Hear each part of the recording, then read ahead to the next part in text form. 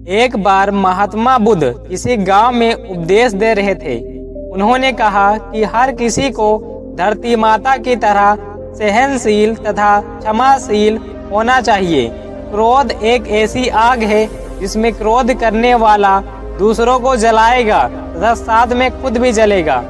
सभा में सभी शांति से बुद्ध की बातें सुन रहे थे, लेकिन वहां स्वभाव से ही अति क्रोधी एक ऐसा युवक भी बैठा हुआ था जिसे ये सभी बातें बकवास लग रही थी। वह कुछ देर ये सारी बातें सुनता रहा, फिर वह अचानक ही गुस्से से बोला, तुम पाखंडी हो, बड़ी बड़ी बातें करना यही तुम्हारा काम है। तुम लोगों को भ्रमित कर रहे हो। तुम्हारी ये बातें आज के समय में कोई मायने नहीं रखती है। ऐसे कई कड़वे वचन सुनकर भी बुद्ध शांत रहे। उसकी बातों से ना तो वह दुखी हुए और ना ही उन्होंने कोई प्रतिक्रिया की। यह देखकर वह युवक और भी क्रोधित हो गया और वह बुद्ध के मुंह पर थूक कर वहां से चला गया।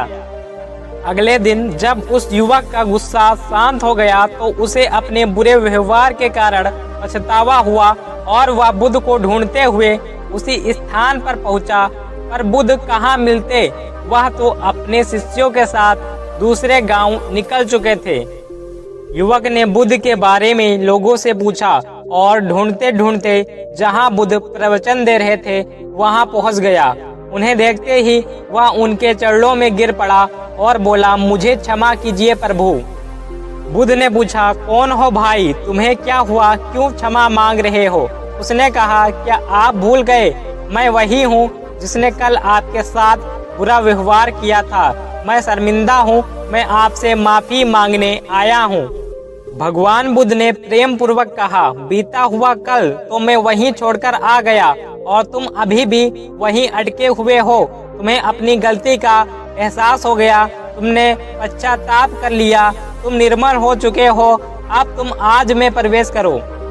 बुरी बातें तथा बुरी घटनाएं याद करते रहने से वर्तमान और भविष्य दोनों बिगड़ जाते हैं। बीते हुए कल के कारण आज को मत बिगाड़ो।